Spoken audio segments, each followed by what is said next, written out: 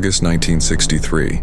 Detective Marcus Leblanc wasn't looking for a sanctuary when he stepped off the narrow skiff into waist-deep water. He was looking for a missing fisherman named Thomas Guidry, last seen heading into the Atchafalaya Basin 3 weeks ago. But when the cypress roots gave way beneath his boots and he fell against what he thought was a tree, his hand came away sticky with something that wasn't sap. Blood. Fresh blood.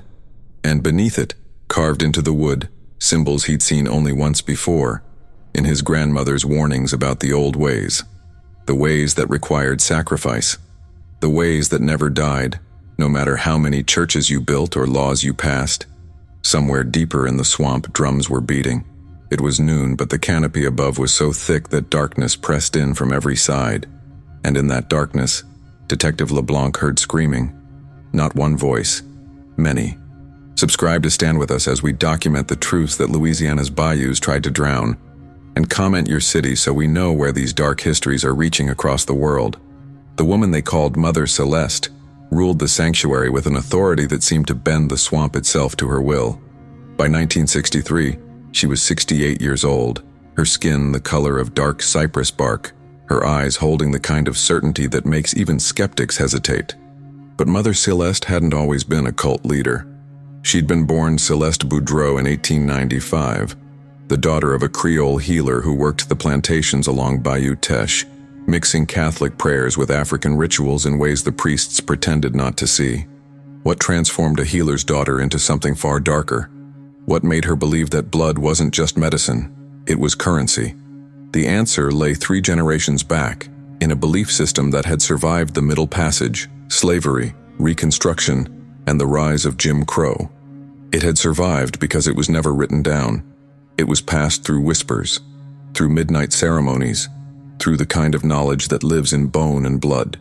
Céleste's grandfather, known only as Papa Legros, had been brought to Louisiana in chains in 1842, torn from what is now Benin. He carried with him the practices of Vodun, not the Hollywood version with dolls and curses, but the real thing. A sophisticated theological system that viewed the spiritual and material worlds as inseparable, where ancestors walked among the living and spirits demanded offerings. On the plantation, Papa Legros became the spiritual center for enslaved people who needed something more than the Christianity their owners used to justify bondage. He held ceremonies in the swamps where overseers wouldn't follow, teaching that sacrifice, animal blood poured at the roots of certain trees, opened doorways between worlds. But Papa Legros added something dangerous to traditional Vodun, something twisted by the brutality he'd witnessed and endured. He began teaching that human sacrifice wasn't just acceptable in extreme circumstances. It was the most powerful offering possible, the ultimate doorway. Most of his followers rejected this, but his daughter, Céleste's mother, listened, and she remembered. Marie Boudreau, Céleste's mother, was born free in 1870, 5 years after the Civil War ended. But freedom didn't mean safety. During Reconstruction's collapse, she watched as white vigilante groups terrorized black communities across Louisiana. She watched her own father, Papa Legros's son, lynched in 1891 for the crime of owning successful farmland that white neighbors wanted. The violence crystallized something in Marie. If the Christian God allowed such evil, then perhaps her grandfather had been right. Perhaps the Loa, the spirits, required a different kind of devotion, a fiercer kind. By 1894, Marie had established a small community deep in the Atchafalaya swamp, on floating land that appeared and disappeared with the seasons. She called it Le Sanctuaire, the sanctuary. It promised protection to those fleeing violence, poverty, and the crushing weight of Jim Crow. And for many years it delivered. Marie practiced healing, midwifery, and traditional Vodun ceremonies. But she also taught her daughter Céleste the secret doctrine that human blood, freely given or taken in righteous cause, could purchase protection the law would never provide. That doctrine was theoretical until Marie died in 1932, leaving 37-year-old Céleste in charge of Le Sanctuaire. The Great Depression devastated Louisiana. By 1933, men wandered the swamps looking for anything, crawfish, muskrat, gator, to sell or eat. Many of these men were dangerous, desperate, violent, carrying the infectious anger of a society that had failed them. when 3 drifters attacked Le Sanctuaire in March 1933, attempting to rob the community's meager supplies and assault its women, Céleste fought back. She killed all 3 men with a cane knife, her community's children hiding in the water as she stood over the bodies and made a decision. She would not bury them.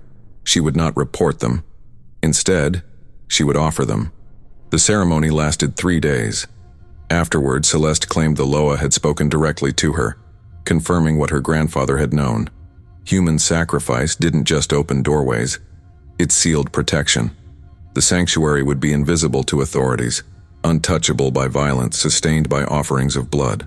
Some community members left, most stayed. And Céleste began recruiting believers who understood that survival in Louisiana's swamps required darker bargains than Sunday prayers could negotiate. The Atchafalaya Basin in the 1930s was a different world. Over 500,000 acres of swampland with no roads, no permanent settlements outside the deepest islands, and no law enforcement presence beyond the occasional game warden. Black communities especially had learned to be invisible. Jim Crow meant that any interaction with authorities could end in violence or false imprisonment. When people vanished in the swamps, no one asked questions. The swamp itself was assumed to be the killer. Gators, cottonmouths drowning in quick mud, or simply getting lost in a landscape that shifted with every storm. Céleste understood this perfectly. She built Le Sanctuaire not just as a spiritual community, but as a fortress of isolation. And isolation, in Louisiana's forgotten corners, was the ultimate protection. Jean-Baptiste Thibodeau worked the crawfish traps north of the basin, close enough to civilization to sell his catch, but far enough into the swamp to encounter the strange. In the spring of 1947, he noticed something unusual. 3 times that season, he saw the same flat-bottom boat passing through a narrow channel at dawn, always headed deeper into the swamp, always carrying someone new, men he didn't recognize, often white, often looking hungry or desperate, always piloted by the same young black woman with ritual scarification on her arms. Once he followed at a distance. The boat disappeared into a channel he'd never noticed before, one choked with water hyacinth and hanging moss. When he tried to enter, his boat grounded on roots that seemed deliberately placed. He heard singing, multiple voices in a language he didn't recognize. And he heard something else, crying. A man's voice, begging in English, "Please, I have a family." Thibodeau turned his boat around and never went back. But he told his wife, and she told the priest, and the priest wrote it down in a journal no one would read for another 15 years. Abraham Levy ran a general store in Morgan City that served both white and black customers, unusual for the 1950s, which meant he heard stories from communities that rarely spoke to each other. In 1953, a woman calling herself Sister Josephine began making large purchases, salt in 100-pound quantities, white candles by the case, and unusually medical supplies including ether and surgical needles. She paid in cash, always crisp bills that seemed incongruous with her worn clothes and weathered hands. Levy asked what the supplies were for. "The sanctuary takes care of its own," she said. "We birth our babies, tend our sick, bury our dead. We don't need outside interference." But in 1956, Sister Josephine's orders changed. She began buying chains. Heavy chains meant for securing boats in storms, and rope, not fishing rope, but the kind used for restraint. When Levy questioned this, she smiled. "Storm season," she said. "Everything must be tied down." But storm season had passed, and Levy noticed that Sister Josephine's visits always coincided with reports of missing transients, hobos riding the rails, drifters looking for oil field work, men whose disappearances generated paperwork but rarely investigation. The black communities around the Atchafalaya knew about Le Sanctuaire. They'd known for decades. Some spoke of it with respect, a place where those fleeing violence could find protection, where old knowledge was preserved, where white law couldn't reach. Others spoke of it with fear. There were whispers about people who went to the sanctuary seeking healing and never returned. Whispers about ceremonies where the screaming lasted till dawn.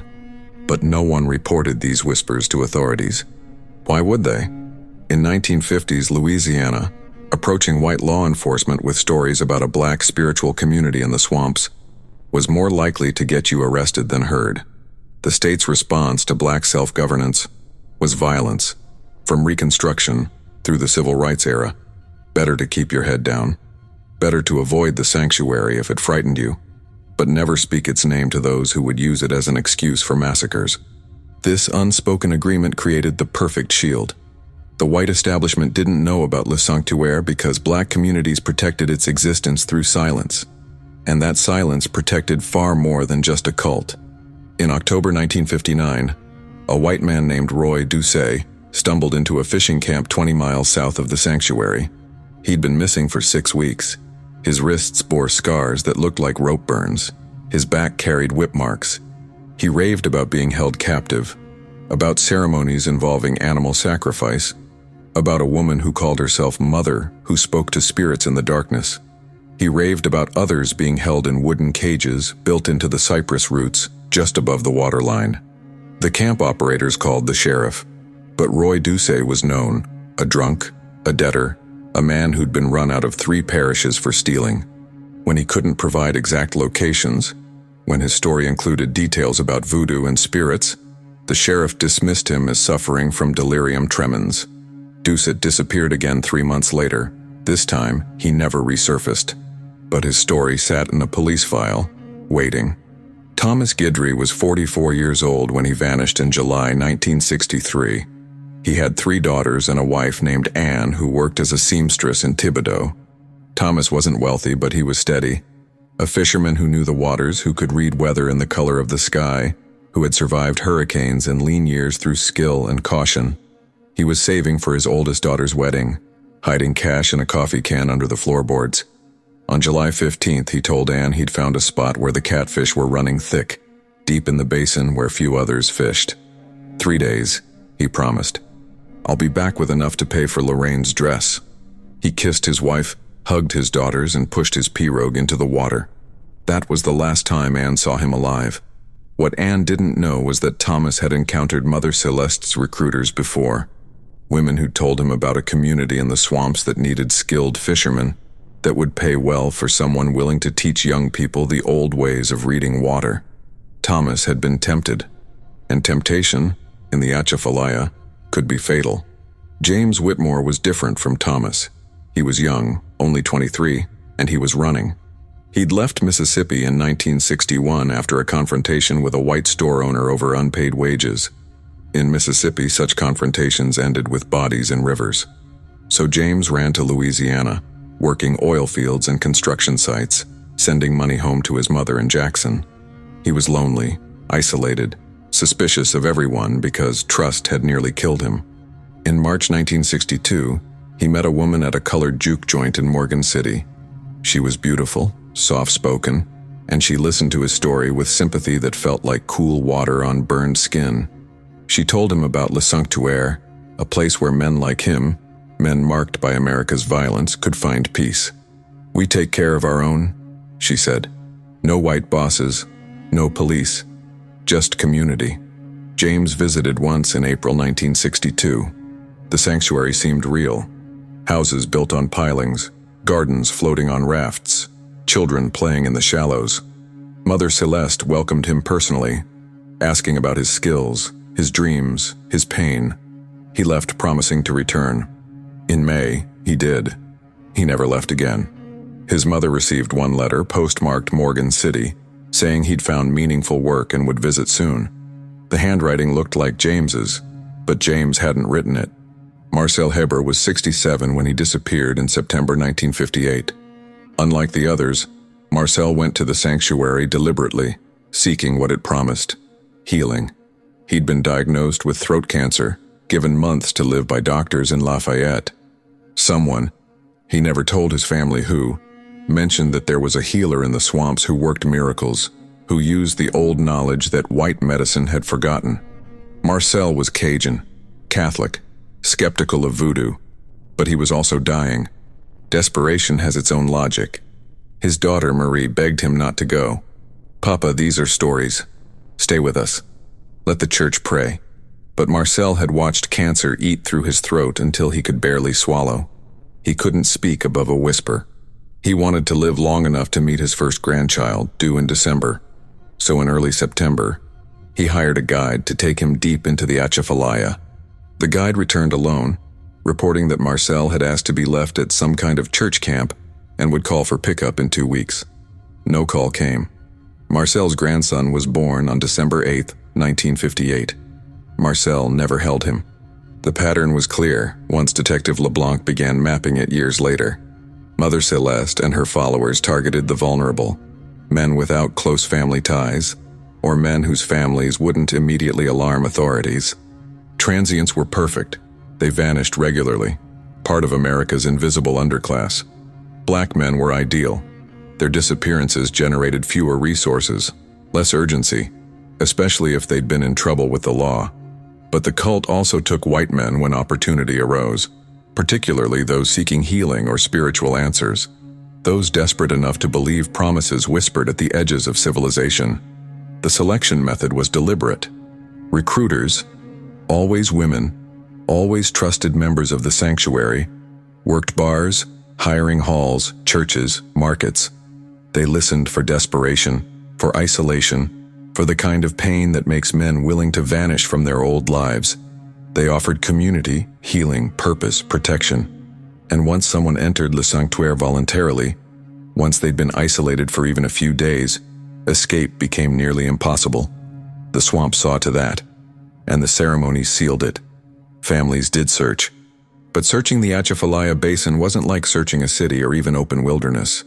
The swamp encompassed over 1,400 square miles of waterways that shifted with every rain, where landmarks appeared and disappeared, where communities could exist for decades on floating islands that left no permanent mark.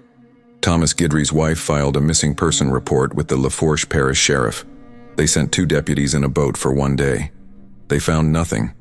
James Whitmore's mother called Louisiana State Police from Mississippi. A black woman reporting her son missing in another state, a son with no fixed address and no employer of record. The police took her information and filed it. Marcel Hebert's family hired a private investigator who spent 2 weeks interviewing guides and trappers. Everyone had heard rumors about the sanctuary, but no one could, or would, provide exact coordinates. The swamp protected its secrets. And in the 1950s and early 1960s, before helicopter patrols and modern search and rescue protocols, those secrets were nearly unbreakable. By the time Detective Marcus Leblanc began investigating in 1963, at least 34 people had vanished in or near the Atchafalaya Basin. Perhaps more.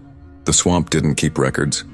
Marcus Leblanc was 38 years old in 1963, one of only 3 black detectives in the Louisiana State Police, a position he'd fought for through a combination of Korean War service, a law degree from Southern University, and political connections his father had cultivated as a Baptist minister.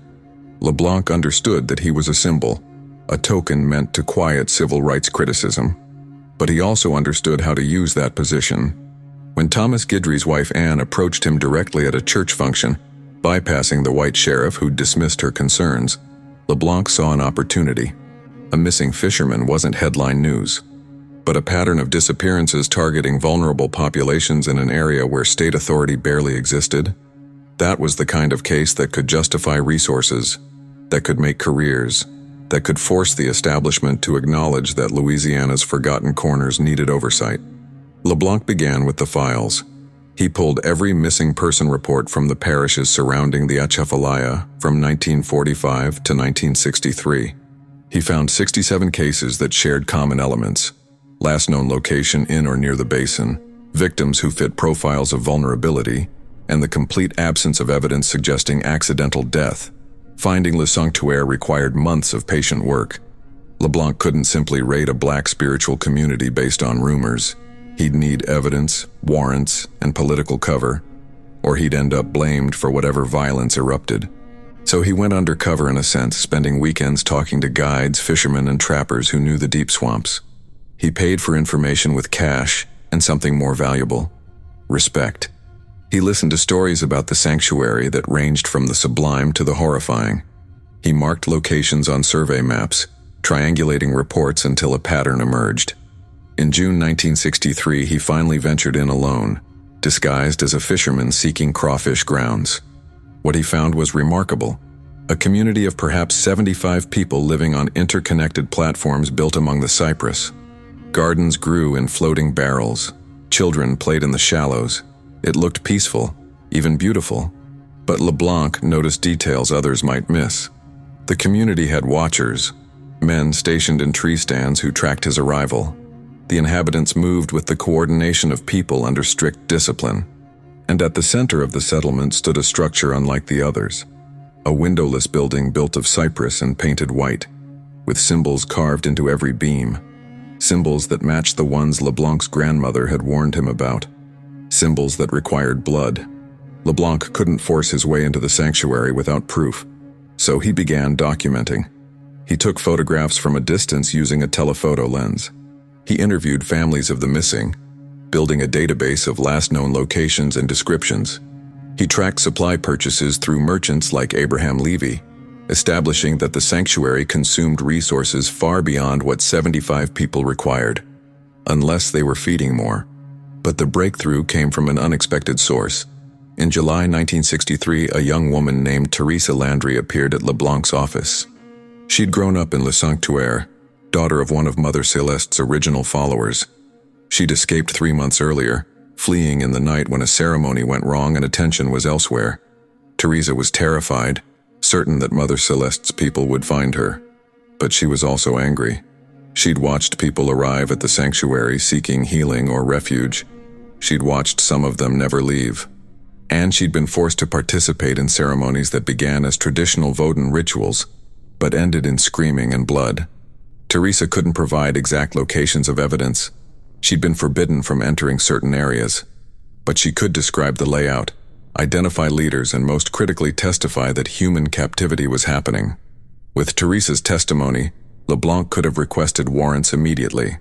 But he knew that a raid on a black spiritual community in 1963 Louisiana could end in massacre, especially if he couldn't prove criminal activity beyond doubt. White law enforcement had a long history of using claims about voodoo as justification for violence against black communities. So Leblanc did something unprecedented. He went to the FBI. The Civil Rights Act hadn't passed yet, but FBI agents were already investigating racial violence across the South.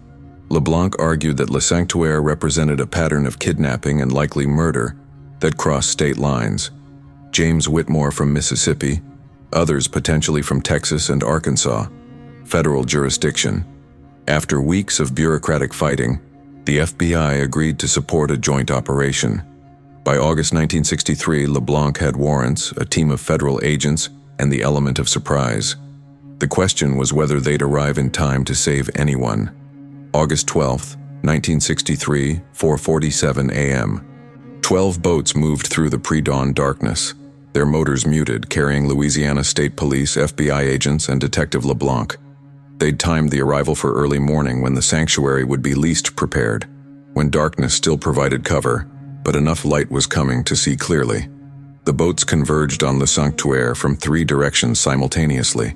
There was no shootout, no dramatic resistance. Mother Céleste stood on the main platform in a white dress, arms raised, chanting in Yoruba as if she'd been expecting them. Around her, community members emerged from their houses, confused, frightened, but not fleeing. The children were crying. That was the worst part.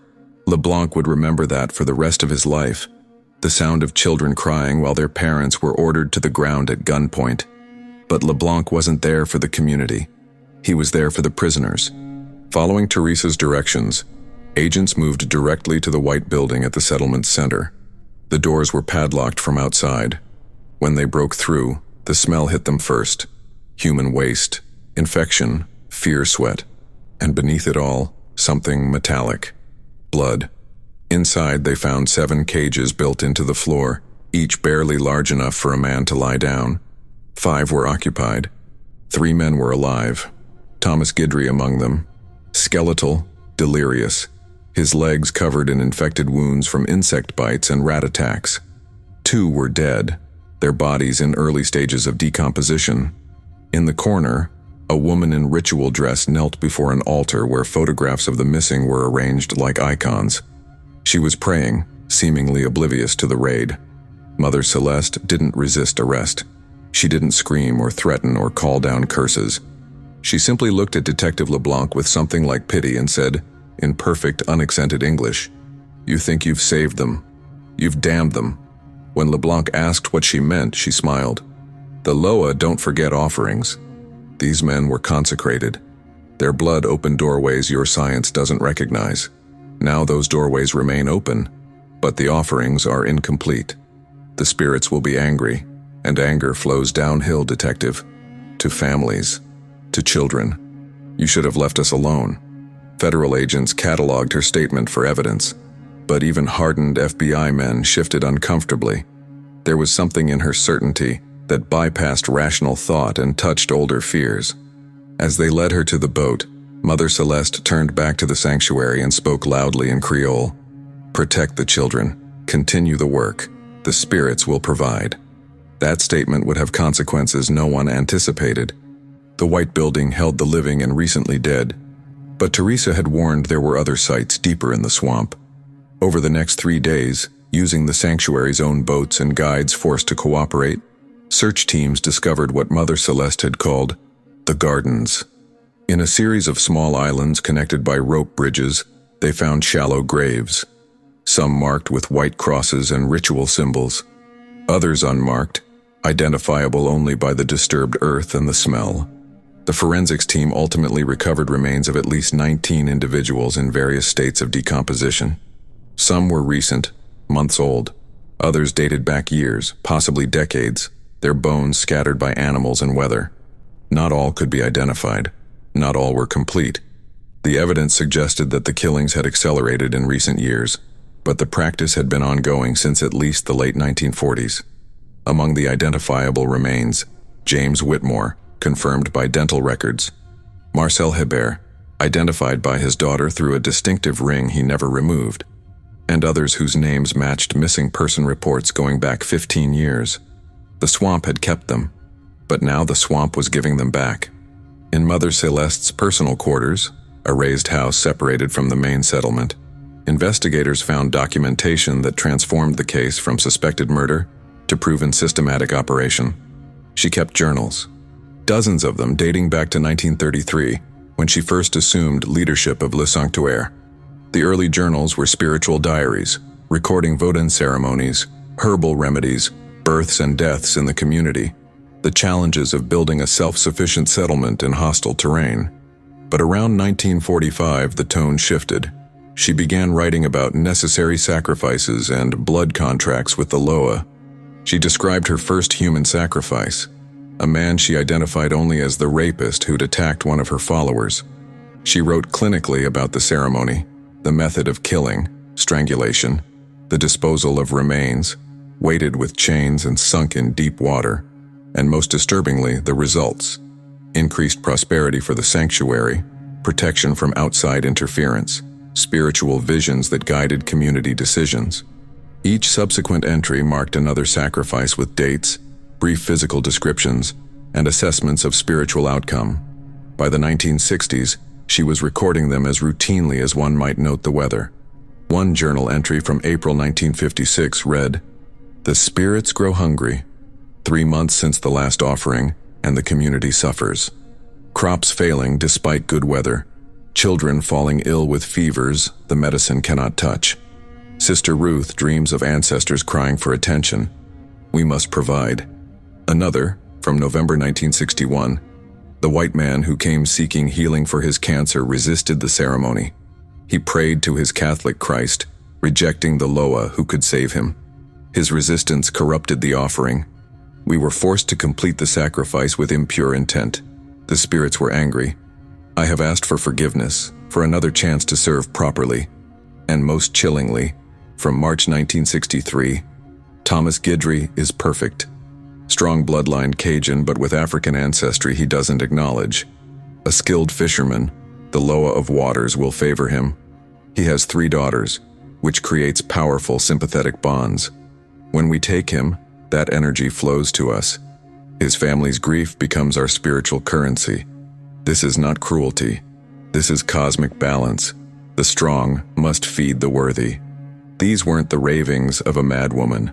They were the careful theological justifications of someone who'd built an entire worldview around the necessity, even righteousness, of murder.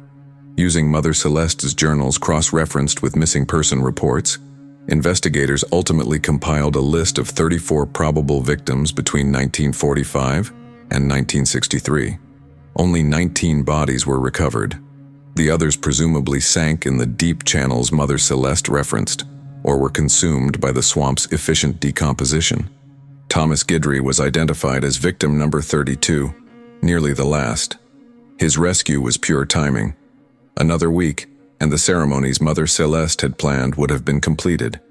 The two other survivors, a man named Peter Rousseau who'd been held for 4 months, and another identified only as John, who was too traumatized to provide his full name, corroborated the general structure of Mother Céleste's operation.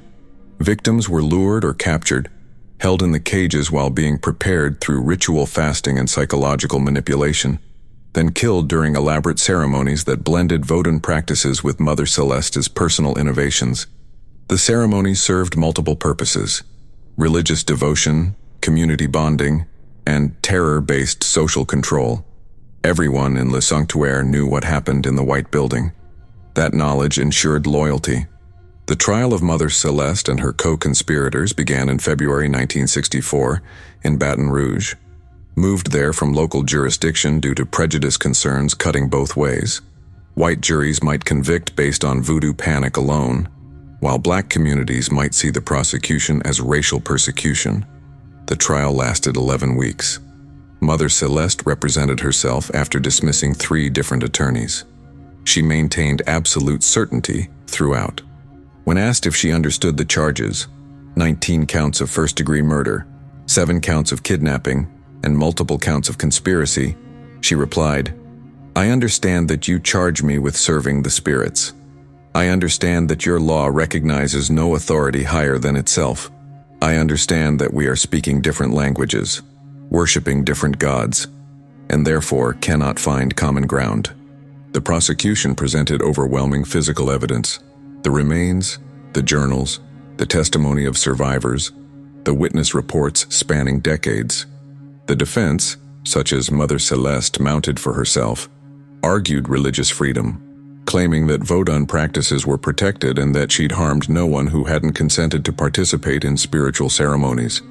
It was a stunning defense, legally absurd but philosophically coherent within her worldview. The jury deliberated for 8 hours, guilty on all counts. 11 of her followers were also convicted on various charges ranging from accessory to murder, to kidnapping, to obstruction of justice. Anne Guidry attended every day of the trial. She sat in the front row, forcing Mother Céleste to see her face while testifying. When the verdict was read, Anne didn't celebrate. She wept, not from relief but from exhaustion so complete that emotions simply poured out uncontrolled. Thomas had survived physically, but the man who'd returned from Le Sanctuaire was different. He startled at sudden sounds. He couldn't sleep in darkness. He refused to go near water deeper than a bathtub. The fisherman who'd read weather in the sky now flinched at storm clouds. Anne had her husband back, but she'd also lost him. The trauma had taken something permanent. James Whitmore's mother traveled from Mississippi for the trial. When shown photographs of her son's remains, she collapsed.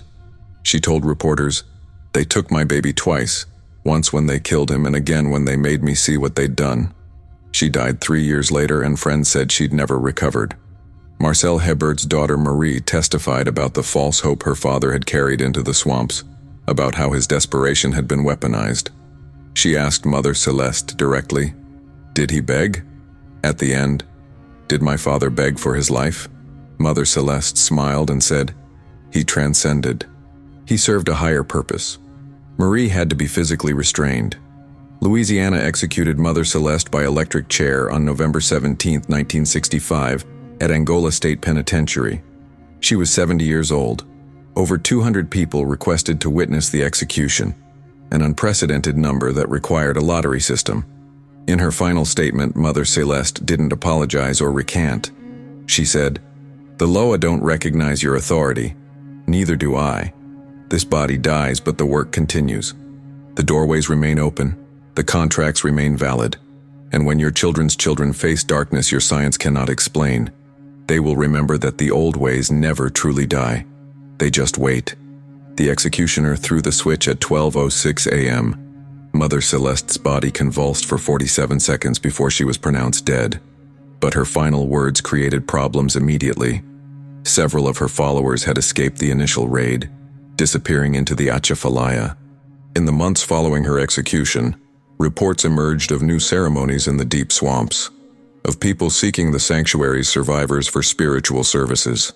The cult hadn't died. It had metastasized. Thomas Guidry lived another 23 years, dying of a heart attack in 1986. But those who knew him said he never truly left the sanctuary. He couldn't work the water anymore. He took a job at a cannery, indoor work where the walls were close and exits were clear. He barely spoke to his family about what happened in captivity, managing only fragments, being starved to weaken resistance, forced to watch ceremonies where others died, being told repeatedly that he'd been chosen for transcendence, that his death would serve cosmic purposes. The psychological torture had been as deliberate as the physical. Anne stayed with him, but their marriage became a careful dance around his trauma. Their daughters grew up understanding that their father had gone to the swamp and something else had come back. Peter Rousseau, the other long-term survivor, fared worse. He was hospitalized multiple times for what we'd now recognize as severe PTSD. He self-medicated with alcohol, became homeless and died in 1971, found frozen behind a Baton Rouge shelter. His death certificate listed exposure, but people who'd tried to help him said he'd died years earlier, in a cage in the swamps. His body just took time to catch up. The survivor, known only as John, was never identified. He disappeared from the hospital before psychiatric evaluation could be completed. Whether he found peace or simply vanished back into the anonymous population of America's vulnerable, no one knows. The 68 remaining members of Le Sanctuaire's community, those not directly involved in murders, faced their own reckoning. Many were genuine believers who'd lived in the settlement for years without knowledge of the full extent of Mother Céleste's crimes. They'd known about sacrifices in abstract theological terms, but had been shielded from the kidnapping and captivity operations. These members were interviewed, investigated, and ultimately released without charges. But they'd lost everything: their homes, their community, their spiritual center. Child Protective Services removed 23 children temporarily, though most were eventually returned to relatives. The community scattered across Louisiana and Texas, trying to rebuild lives outside the only home many had known. Some faced discrimination. Newspapers had sensationalized the voodoo death cult with racist glee, and anyone associated with Le Sanctuaire carried that stigma. Others found acceptance in traditional black churches willing to understand that spiritual seeking in the face of oppression sometimes led to dark places. A few maintained that Mother Céleste had been wrongly persecuted, that her practices were legitimate, Vaudin unfairly judged by white Christian standards. This wasn't a majority view, but it existed. And in the deep places of Louisiana's spiritual landscape, that view found traction. By 1970, there were reports of new sanctuaries forming, led by Mother Céleste's former followers who'd escaped prosecution. These were smaller, more careful, and utterly inaccessible to outsiders. Whether they continued sacrificial practices or simply preserved the theological traditions without the murders, no one could confirm. The swamp kept its secrets again. The Le Sanctuaire case became a turning point in how American law enforcement understood isolated religious communities. It demonstrated that geographic isolation plus religious certainty could create conditions for systematic abuse that persisted for decades despite warning signs. The case influenced FBI protocols for investigating cults, contributed to academic study of religious extremism, and became required reading in criminal psychology programs. But it also sparked necessary conversations about religious freedom, racial justice, and how authorities distinguish between legitimate alternative spiritual practices and criminal organizations. Vaudin and other African diaspora religions faced increased persecution in Louisiana following the trial, despite having no connection to Mother Céleste's perversions. The case was weaponized by those seeking to justify existing prejudices. Yet it also forced recognition that Louisiana's black communities had developed sophisticated survival strategies, including spiritual ones, in response to centuries of oppression. The Atchafalaya Basin itself changed. Increased law enforcement presence, better mapping, helicopter patrols. The modern world finally penetrated the swamp's remotest corners. But locals will tell you, there are still places where the water runs black, where cypress roots form shapes that look almost deliberate, where you can hear drums if you listen at the wrong time. Mother Céleste's doorways, they say, never fully closed. The Loa don't forget, and Louisiana's swamps remember everything.